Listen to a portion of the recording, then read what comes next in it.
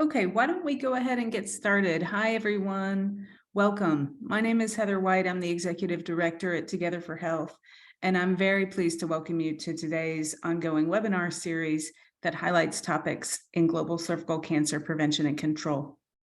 Today's webinar will focus on two cervical cancer screening programs that are underway in Kenya, being operated by Grounds for Health in Nyeri County and CureCervicalCancer in Kisumu County.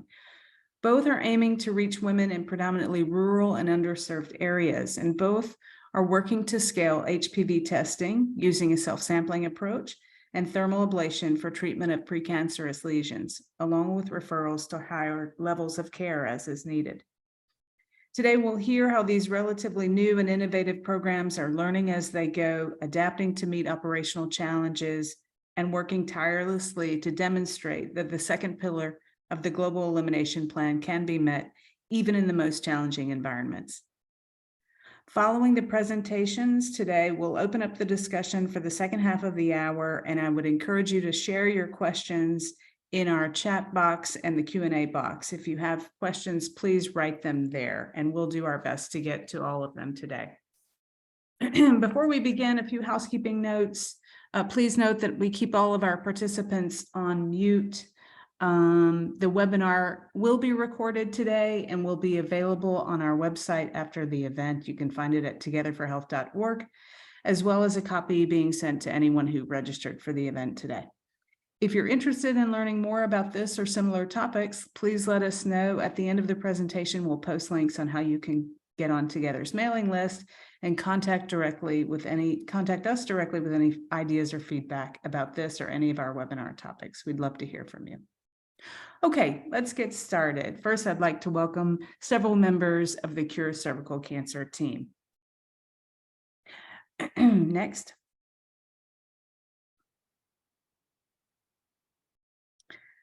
Okay, we've got Rebecca Lepsick, Kate Howard, and Samson Boyo from Cure Cervical Cancer.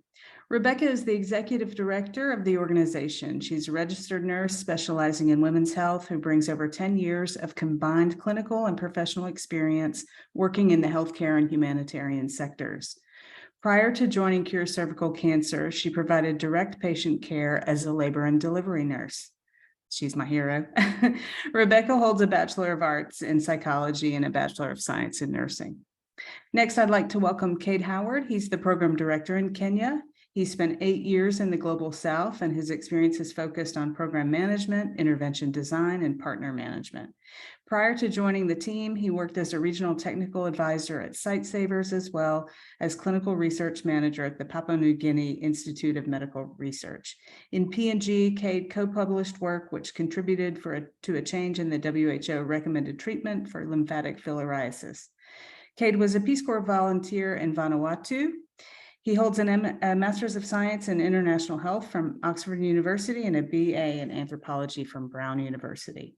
And lastly, I would like to offer a warm welcome to Samson Boyo from Kenya, program manager, who manages the local team and liaises with key stakeholders, including the MOH in Kisumu County.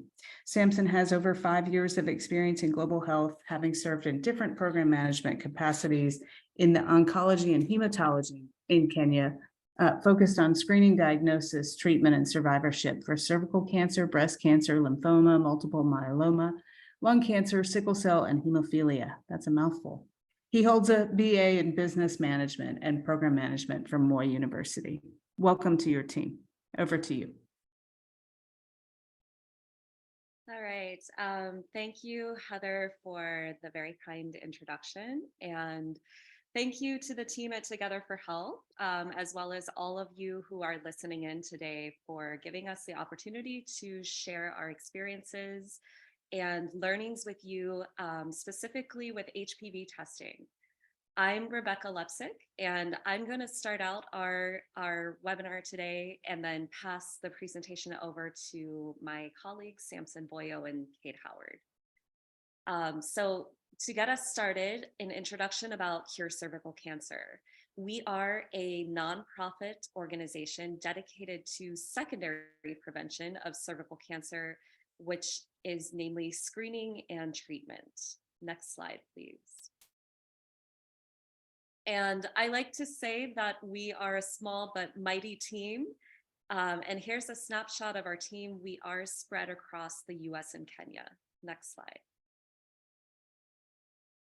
Cure Cervical Cancer has been in existence since 2014, and we've operated in 10 countries around the world.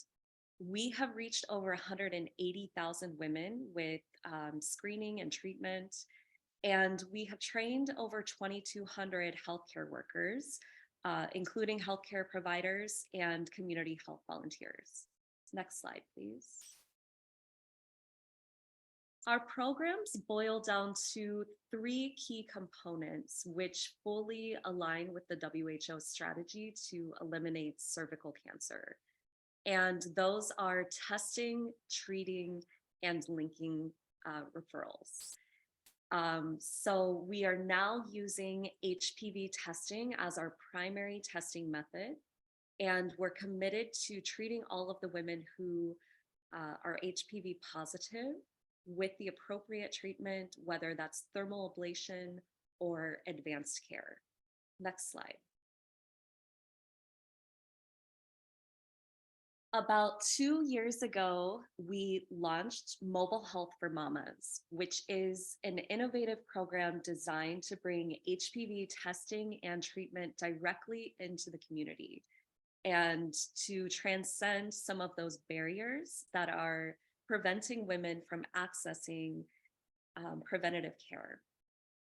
Mobile Health for Mamas is a partnership between LVCT Health, Bristol Myers Squibb Foundation, Kisumu County Government, which is where we started the program in Kisumu County and where we continue to run the program. And if you are looking at the pictures here on the left-hand side, you can see our very first mobile laboratory. So this is just a converted minibus that we turned into our mobile laboratory. And on the right-hand side, you can see a picture of Adriano, our lab technologist. He's processing HPV samples. And behind him is the Attila Biosystems PCR testing system that we use in the program. Next slide, please. To date, Mobile Health for Mamas has reached over 14,000 women with HPV testing, and we've treated nearly 3,000 women. Next slide. And as I mentioned, we started this program in Kisumu County, where there's a significant need for increased access to screening and treatment. There's about 117,000 women between the ages of 30 to 49 in Kisumu County, and a current screening coverage of around 12%. There's also a high prevalence of HIV positivity, particularly among women of reproductive age, at about 17.4%. And we know that that is a significant risk factor for cervical cancer. Next slide. In the last 2 years, our main objective for Mobile Health for Mamas has been to design and demonstrate a model of community-based HPV testing and treatment that can be replicated and scaled. And we have tested out many different iterations of our model, including a particular design where we would bring the mobile laboratory into the community and offer testing and treatment in a single visit or a single day. But today, what I want to share with you is a model where we bring HPV self-sample testing directly to the household level of women in the community. And we believe that this is a model which is very promising in reaching large numbers of women in limited resource settings. Next slide. Mobile Health for Mamas is targeting women between the ages of 30 to 49. And I would like to point out that we have adopted WHO's screen, triage, and treat approach, meaning that all of the women who test HPV positive will be treated. And we're using VIA, or visual inspection with acetic acid, to screen those HPV positive women and determine which type of treatment is appropriate. Next slide. Our strategy for Mobile Health for Mamas is very targeted, and it's designed to reach high volumes of women in a specific region in a short period of time. We begin by mapping the households in those regions of eligible women, and then assigning those households to a caseload of a specific community health volunteer. We train community health volunteers, healthcare providers, lab technologists, and also administrators at the facility level or even at the county or sub-county level of the health department. And then we bring a very targeted education campaign into the communities that we're reaching. And this is done through door-to-door education with the community health volunteers, as well as public announcements, systems, or radio advertisements. Next, the community health volunteers bring the test kits to the households, and women are invited and instructed on how to take their own self-sample. These samples are then collected, brought back to our mobile laboratory for processing, and women are informed of their results through a text message or phone call, or sometimes combination of both. For those women who are HPV positive, this is the next step, is inviting those women to come for further screening. And this is where we're using visual inspection to now screen those women who are HPV positive. They are invited for a scheduled appointment, either at a mobile clinic outreach, which is within a 20 to 25-minute walking distance from their home, or to a local designated healthcare facility. And the majority of the women in our program have opted to attend the mobile treatment outreaches. Finally, for those women who do require advanced care, even a LEAP procedure, for example, we are connecting them with our client navigator, who is then linking them for the right healthcare facility to get the care that they need. So now I'm going to hand off to our Kenya program manager, Samson Boyo, and he will take you through some of the key results from our programs thus far. Thank you. Thank you so much, Rebecca, and a welcome to our audience as I take you through some of our program outcomes. Using the targeted approach just demonstrated by Rebecca in the previous slide, we were able to collect over 8,300 samples from the household in the rural communities in just 16 days. Next slide, please. On HPV testing uptake, 74% of women who were solicited by our trained CHVs to test for HPV at their household agreed to take up the tests. This indicates high acceptance of self-sample testing by women and also high demand for it at the community level. Next slide, please.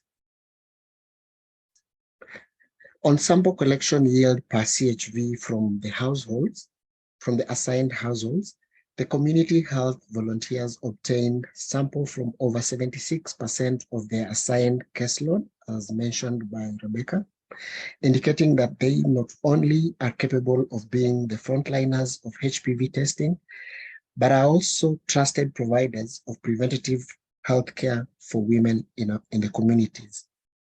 Next slide. On sample integrity, over 88% of samples obtained at the household level were adequate for testing. We experienced some small percentage of samples that had to be discarded due to administrative errors, such as incorrect labeling of the sample bottles, and also inadequate amount of samples that were obtained by the women during the self-sample collection. However, overall, this outcome demonstrates that women are capable of obtaining a self-sample at high at the community and at the household level, and also that CHVs are capable of educating women on how to do so. Next, please. 58% of women who tested HPV positive received care and treatment. As Rebecca has also mentioned, most of these women preferred to attend our community-based mobile outreaches. This is one area where we are working to improve the uptake. We aim to at least get to over 80% uptake of treatment. And the outcomes are promising that even women are interested in mobile outreaches where they can access care at a convenient distance from their home. Now allow me to pass the remaining few slides to Ked, our program director, as we wind up our presentation. Thank you. Great, yeah, next slide, please, and thank you, Samson. So on occasion at our treatment outreaches, we will identify women through VIA who have a large lesion or are suspicious for cancer. Or on occasion, we do find women that do have a more advanced stage of cancer. So this represents about 2.5% of the women that we see at treatment, and they are therefore in need of linkages to more advanced care. On the right here in this picture, you can see an image of our client navigator. She works with all of these women who are in need of more advanced care to schedule, avail transport, and in some cases, enroll them in the National Health Insurance Fund to enable them to reach care. We get about 60% of these women making it to their primary referral appointment. If women need more than one referral appointment, Millicent supports them through their care journey.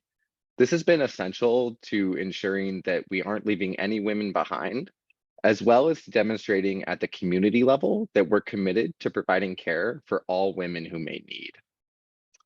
Next slide, please. So what have the key learnings been from our program?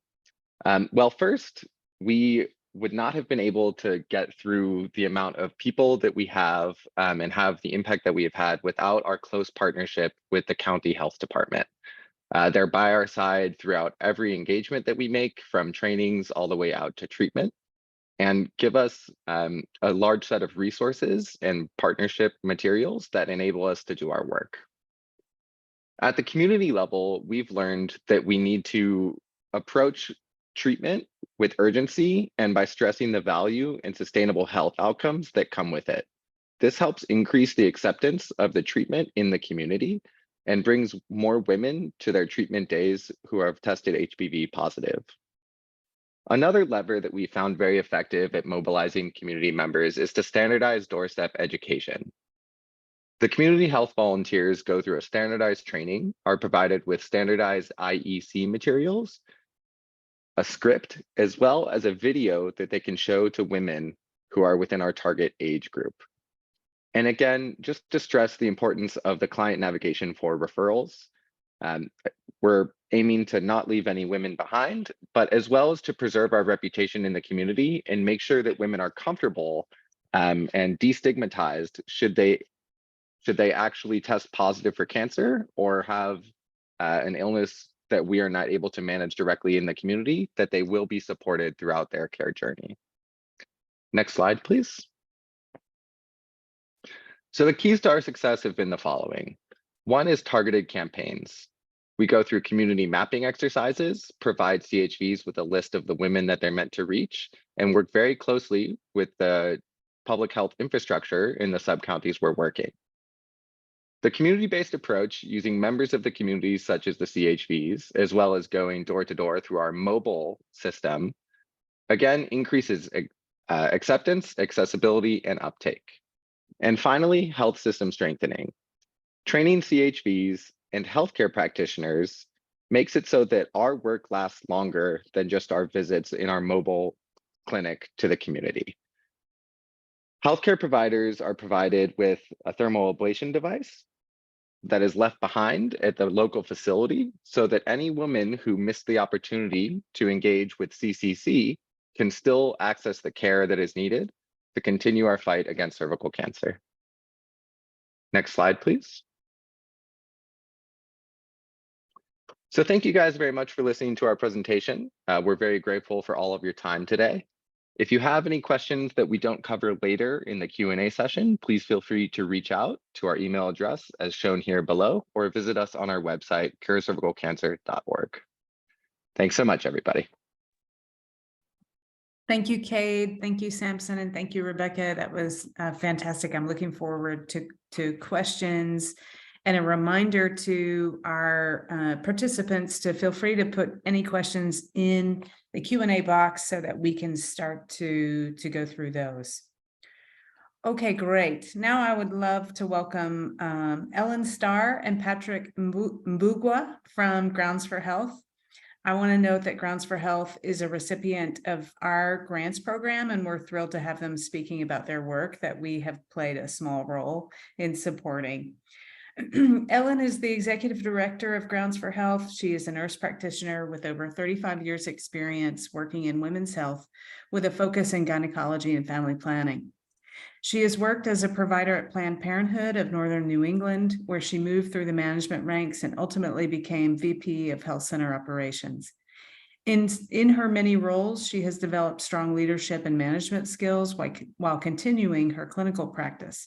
She holds a bachelor's from Middlebury College and a master's of science in nursing from Massachusetts General Hospital Institute of Health Professions. Patrick Mbugua is a registered community health nurse who has worked with the Ministry of Health as a nursing service provider and as a nurse manager. Between 2005 and 2018, Patrick coordinated reproductive health services in Neary County. When Grounds for Health came to Neary County in 2016, he supported the program as the county reproductive health coordinator and was among the first healthcare workers to be trained by Grounds for Health. Patrick provided cervical cancer screening and treatment services until he retired from government employment in 2018. He started working for Grounds for Health as a volunteer and was hired in 2020 as a clinical specialist. That's a great bio. And I turn it over to you both to listen and hear more about your program. Thank you. Thank you, Heather. It's a pleasure to be here. It's been really wonderful to be working with Together for Health for all these years. I'm not quite sure whether we would all be as successful as we are without you. And also thank you to Rebecca and her team for doing a great presentation of your program as well.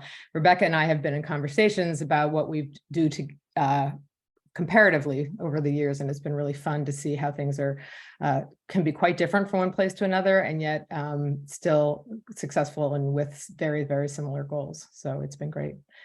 Next slide, please. So Grounds for Health has been around since 1996. We have a mission to prevent cervical cancer in coffee regions, which always causes people to pause and say, well, why coffee? I'm sure everyone out there in this audience knows that there's no relationship between coffee and cervical cancer, but it's a really good opening line at a cocktail party. Yes, there's no relationship, except for the fact that women who live in coffee growing regions, the workers at the very beginning of the supply chain are all over the globe, some of the most underserved, under-resourced in the healthcare world population of people. So we've decided to target that area. We're funded in part by the specialty coffee industry, who happens to take great pride in taking care of their workers along the course of the supply chain. So that's the connection there. We work within the public health system, always have. So we are capacity builders within the public health facilities. Again, just like CureCervicalCancer, really strong partnerships with the ministries of health, regional and federal ministries of health. We work with local field staff in both our programs. Right now we have programs in Kenya and Ethiopia, and the bulk of our staff at Grounds for Health in general are local to keep Ethiopia and Kenya, and we have a small office of people trying to help them make things happen here in the US and Vermont. And our connections to the community are a really important part of what we do as well. Next slide, please. So our values include quality at every single step of the way. Innovation, we've always been very open to trying to innovate how we do things, always sort of humbly evaluating how we're doing things, knowing that we can always do it better. The community engagement, importance of community engagement that I talked about earlier. Our size grants us the flexibility and nimbleness to innovate and to again, reevaluate all on a regular basis. And the real undercurrent of all of this that's so important to all of us is making sure that we treat women with dignity, compassion, and respect, because our fundamental belief is in social justice and that no woman should die from a preventable disease. Next slide. So we launched our HPV testing program in Kenya back in December, much later than we'd hoped to, because it took so long to get the equipment into the country. That's a whole webinar in itself. We started our program in Ethiopia last summer, but we started in Kenya in December, and these are some of the pictures of the very beginning of the program. Next slide, please. This is our team in Sidama, Ethiopia, is where we started it in Ethiopia. The team of our staff, as well as the providers that we've trained, who were going off to do one of our first self-sampling program clinics, I guess, in Ethiopia. Next slide. And here's our big team of 2 in Nyeri County. This is Patrick, who he'll be talking in a minute, and Eva. And we work exclusively in Nyeri County. Nyeri County has plenty of people that need to be seen. So we're going to stick with Nyeri County for now and spread wider as our capacity allows us to, and the need. Next slide, please. So our goals have always been to identify in anything we do, but in introducing HPV self-sampling has been the first pivot we as an organization have had in any kind of dramatic fashion in terms of our screening and treatment technologies in a very long time. So these are all goals we've had in everything we do, but now that we're doing HPV self-sampling, it's an entirely different set of factors. But we still need to have the community acceptance. We still need to have minimal loss to follow up for results notification, which of course with self-sampling is an issue that hadn't existed when it was VIA, and the woman is right there in front of you. And then minimal loss to follow up for treatment is the gold standard of success as far as we're concerned. Quality lab processing is critical, as is this concept of we're going to be introducing electronic data collection, a comprehensive electronic data collection system that's going to allow us to do a more accurate and a thorough job of evaluating what's working and what's not working based on data rather than on assumptions, and then ideally sharing that more globally so that others can learn from what people like CureCervicalCancer and we do in these very rural areas, which is where so many women still need to be served. Next slide, please. So potential challenges. These are the areas that we have seen as being the sort of the critical points where things could fall apart. We've had no trouble with recruitment to speak of, in large part because who wouldn't want to insert a swab in their vagina instead of have somebody else insert a speculum in their vagina? But and I don't see that being a problem from here on out. I think that's something that we're kind of doing okay with. Education, we're good at education. Our community health volunteers in Kenya are great at education. We have our techniques down, we have our content down. The thing that's been super interesting to me with HPV self-sampling, and here I'm just going to use this as a good example of the kinds of things that we're always looking at. So if we find that we're having a harder time getting people to get in to get their treatment, we started looking at what's happening with education. Well, it occurred to Dagmawi Yasu, who's our program manager, that perhaps what's happening is that it's easy for women to say, yes, I want to get screened. It's easy enough. I can put a swab in my vagina and find out if I have a risk of cervical cancer, but then hasn't really thought the whole process through to what that means if it's positive. And that does mean that at that point, I will need to have a speculum exam, and I will need to get in to get treatment. So we're more likely to have fall off at that stage than we would if we were doing VIA, when somebody has to buy into the concept of a speculum exam from the very beginning.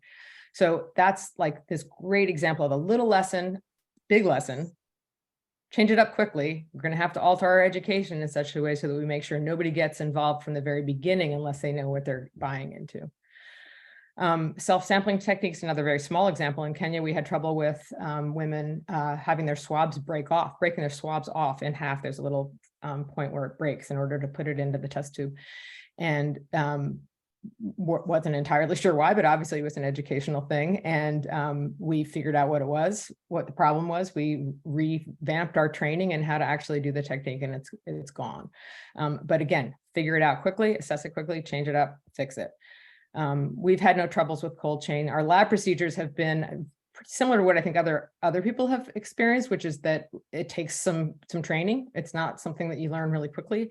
We've been fortunate enough to have a program manager, Doug Maui, who is experienced in PCR equipment and doing lab procedures. And so he's been able to do refresher trainings for our staff after their initial training from Attila, which is the same device that CureCervicalCancer uses.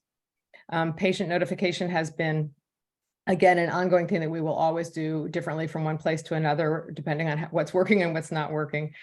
We found it to be quite successful in Ethiopia to do face-to-face because their version of the community health volunteers, which are called health extension workers, are paid part of the public health system, and they have their own little portfolio of households that they're responsible for. So they know the people that we're screening, they know them and they know how to track them down. They know how to find them if we're having a hard time getting results to them. So that, again, that's a model that happens to be working there, but we have to do it a little differently in Kenya. So interesting in itself.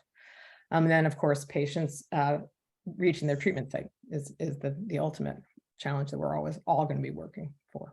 Next slide.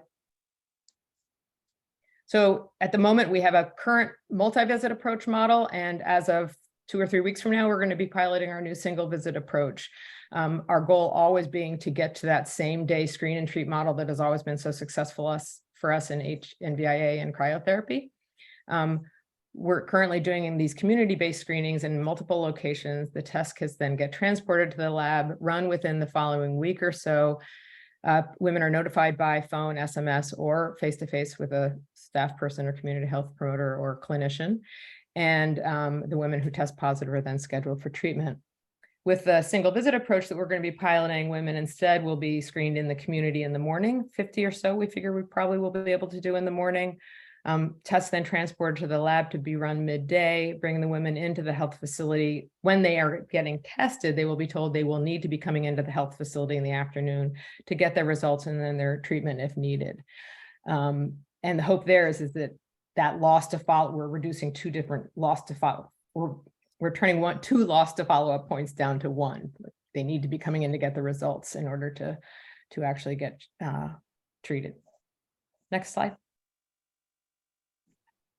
So in our current model, one of the fun things that's been happening, and the Kenya staff has been incredibly creative in this, they've been figuring out great ways to actually reach women who we've not targeted before. And it's part because by having something so mobile as self-sampling is, you can actually just take the test kits to wherever you want to go and try to get a bunch of samples taken. That sounds really crass, but that's really what we're doing. We're taking ourselves to where they are, where the women actually are. And the very first program that they actually did was they called Caring for the Caregiver, which was reaching the women in the health facilities, the doctors and the nurses and the spouses of the doctors and the nurses who are so busy taking care of other people, they don't tend to take care of themselves very well. And so it was a whole couple-day screening and treatment campaign just targeting those women. Next slide. And I went to Ethiopia and Kenya in January and was able to see their first prevention pop-up at the marketplace in Karatina, which is one of the biggest markets in East Africa. It's huge, and it was super fun to be walking around in the marketplace with Patrick, talking to the vendors and watching all the other vendors peering around the corner and listening to him talk about what was going on. And in a very short time, word of mouth gets running through the marketplace. And the next thing you know, we're having a hard time keeping up with the number of women who are coming to this little room in the corner of the marketplace where we're offering education and self-sampling opportunities. And Patrick is going to move on to talk a little bit about the few other exciting, fun places we're looking to go in the near future. And then we'll move on to questions after that. Patrick? Next slide, please.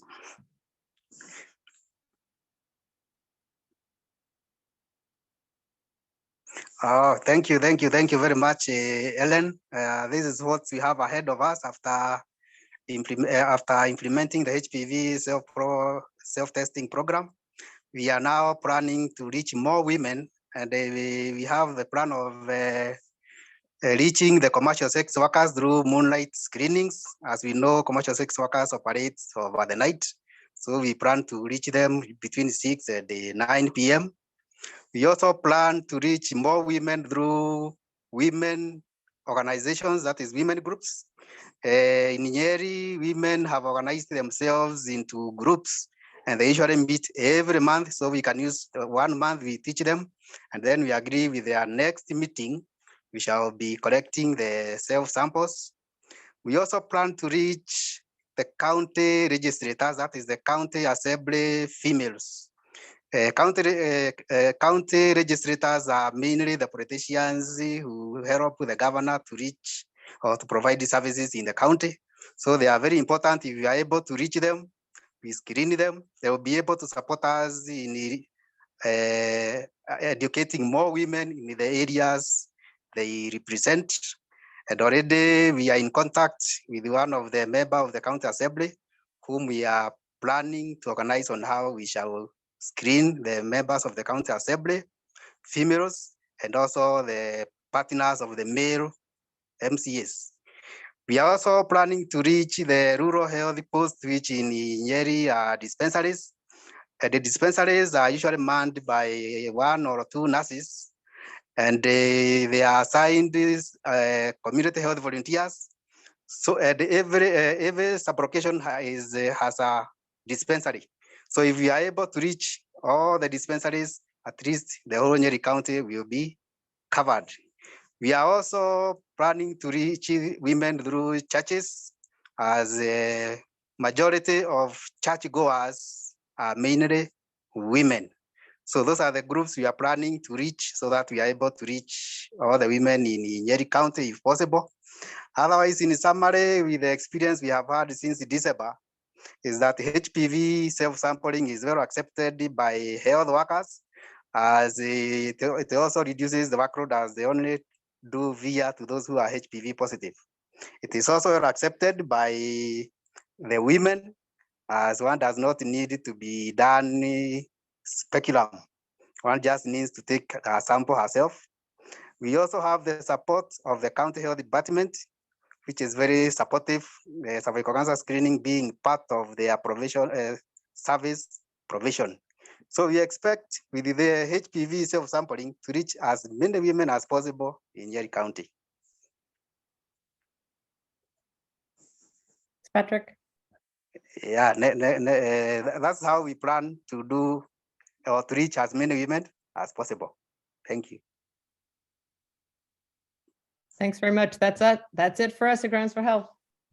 Okay, great. Thank you, Ellen, and thank you, Patrick.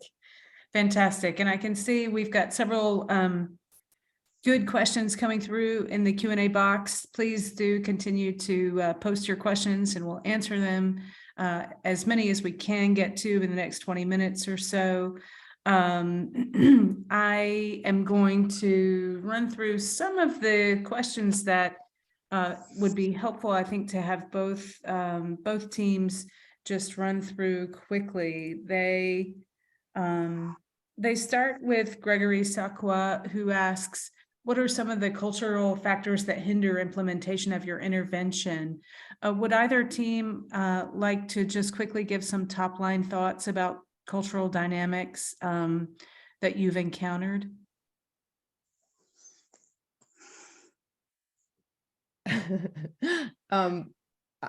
Rebecca, did you want to go? Well, actually, I was going to hand that question to Samson. Oh, there we go.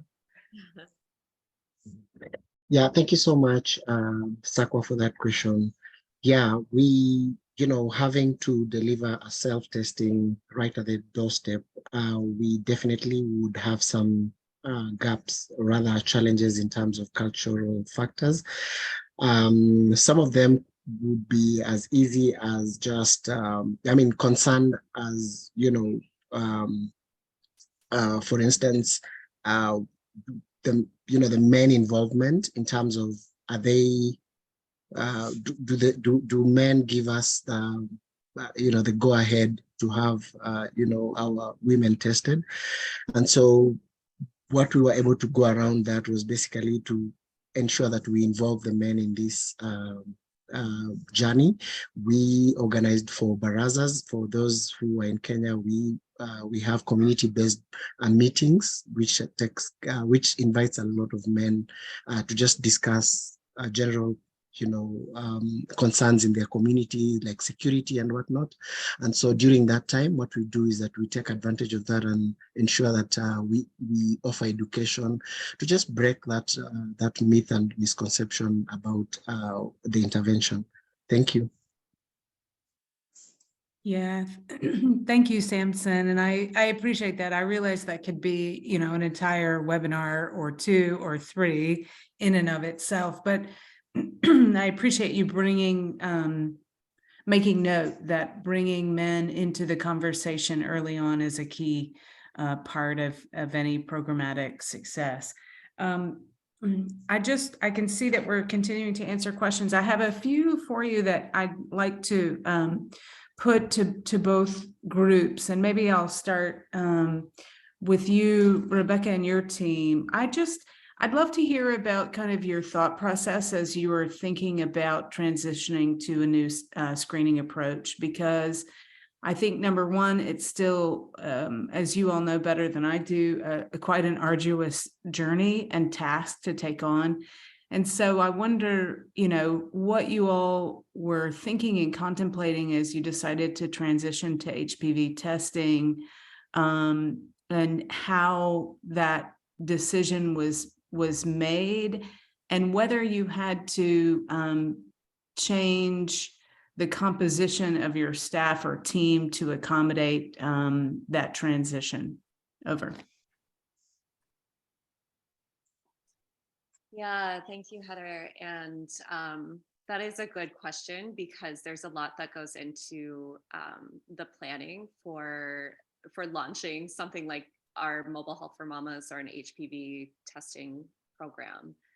I think our decision primarily, it was influenced by a lot of different factors, but primarily we had been using VIA screening as many other organizations have for many years. And I showed you the map where we had partnered with over 100 healthcare facilities around the world to build these cervical cancer prevention programs using VIA.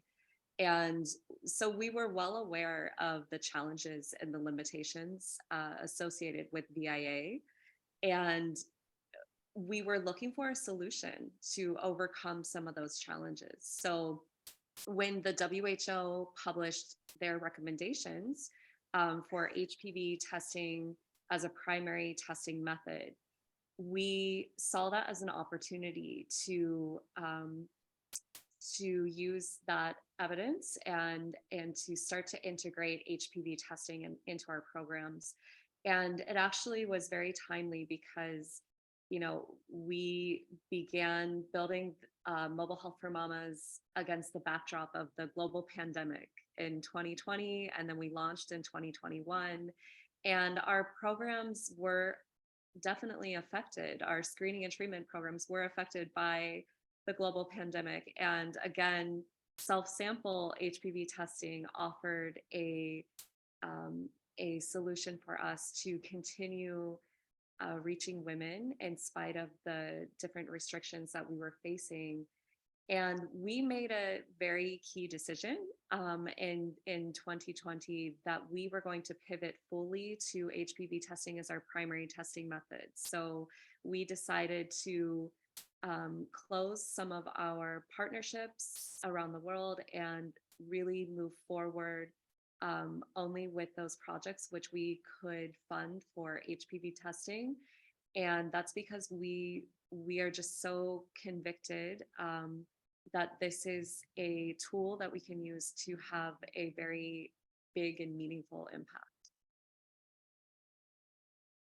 Thank you, Rebecca. I appreciate those insights. I'm going to turn to a question that's in the queue right now from a friend to Together for Health, Louise Lindemeyer. Hi, Louise.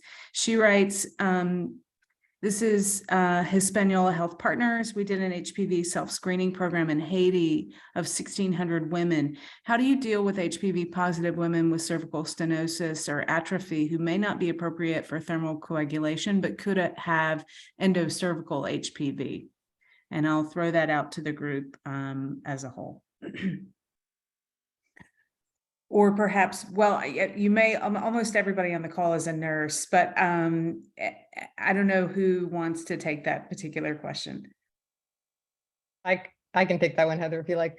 Hi, Louise. So if somebody's, sorry, there's two protocols by the WHO. One is to actually take a look to see if a woman is VIA positive. We actually are working in two different countries with taking the two different approaches that are approved by the WHO. One is to do the VIA to determine whether she's VIA positive before treating, and the other is to take the approach we do in Kenya, which is to screen using VIA to determine if she's eligible for ablation or not, and otherwise treating everybody.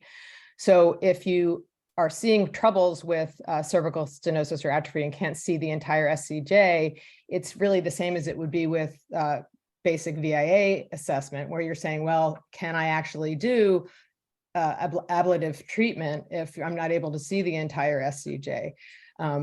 It's really no different. It's you're making that determination about whether somebody's eligible for ablation or not.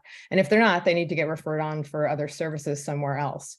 But all the HPV actually does is give you that extra data point, I guess. I don't know if that answers the question properly. I was a little jumbled there, but I'm thinking that's doing it.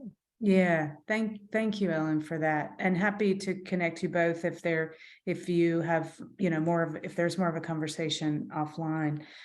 I wanted to quickly ask either team, but CureCervicalCancer, your team had discussed a little bit about your numbers for successful treatment following HPV positivity and then subsequent VIA screening.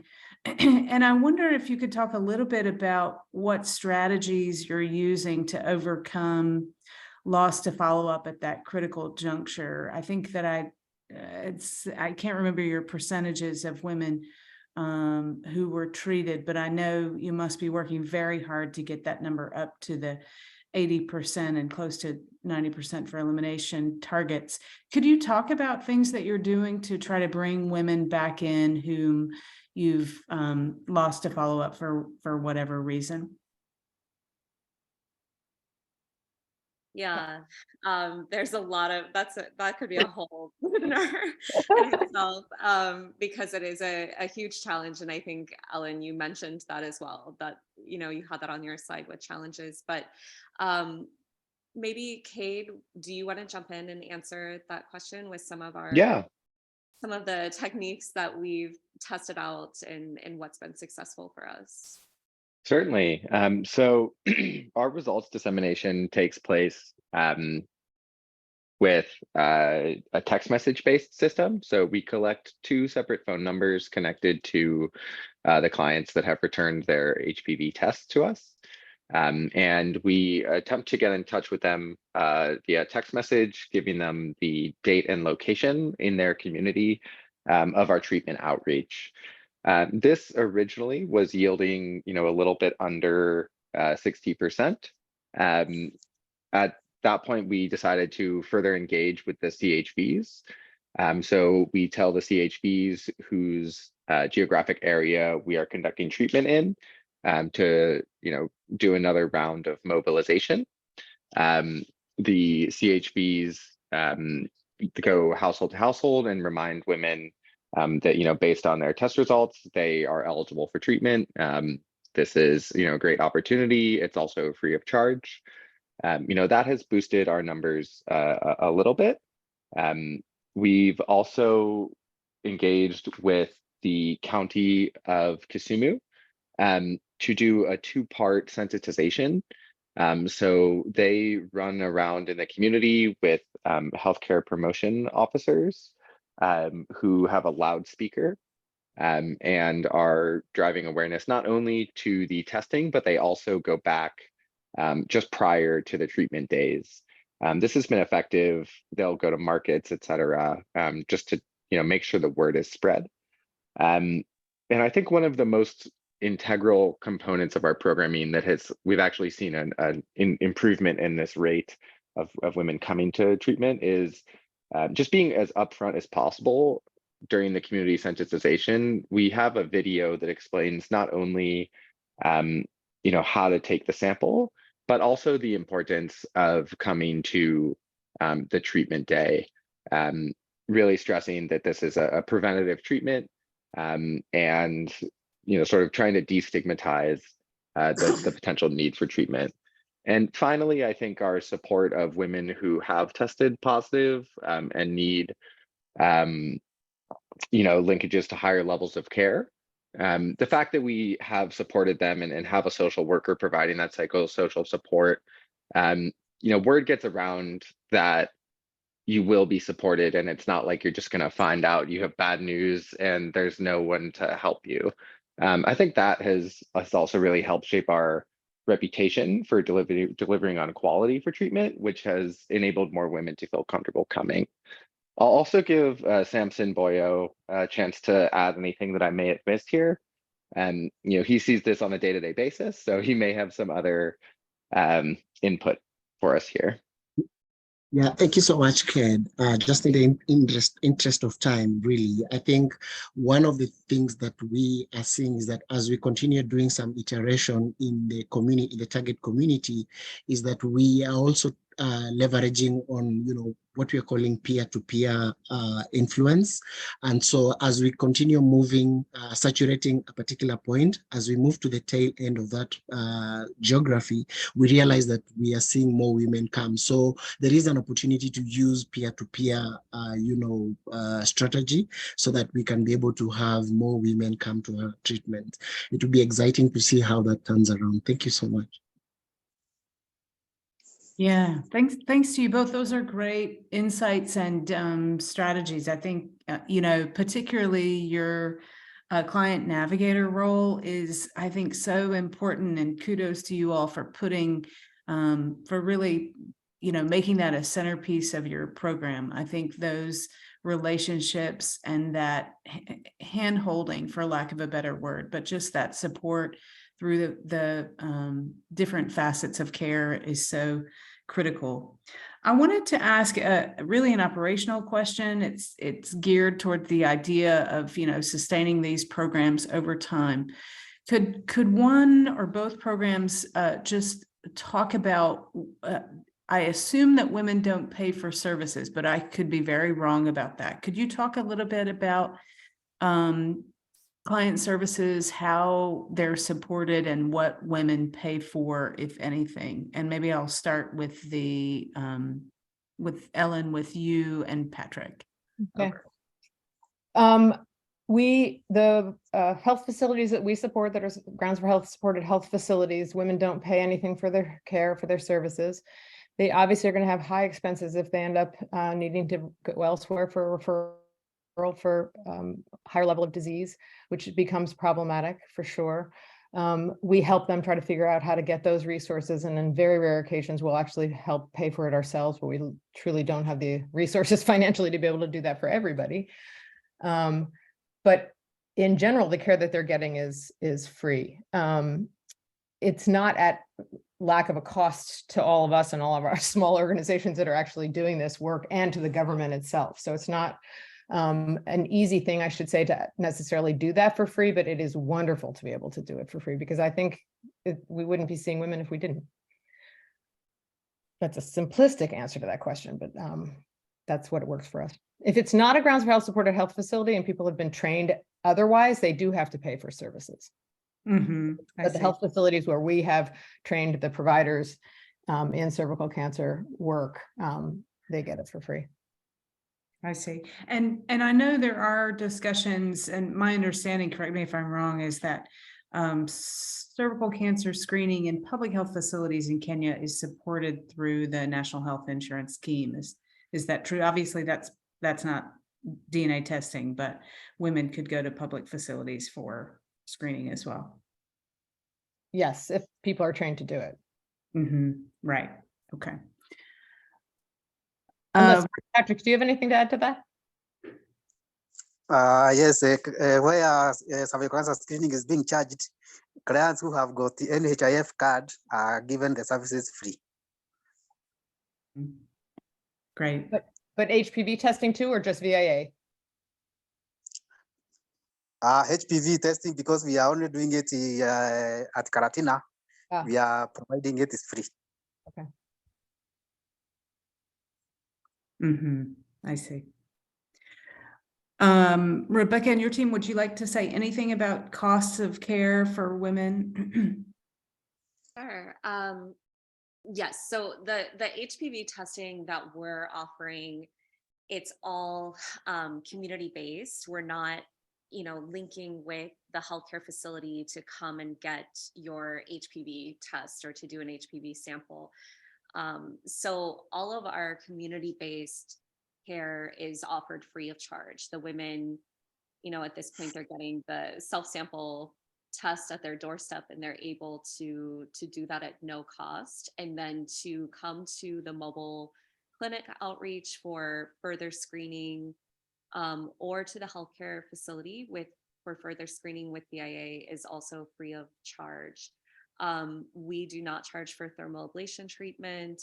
There are charges from the healthcare facilities for more, I guess, advanced treatments like a LEEP procedure, or, to take a biopsy and then run the biopsy through the path lab and all of that. So that is one area where we have a fund to support the clients who qualify for economic support, which, in our case is many of the patients. But as we said, it's not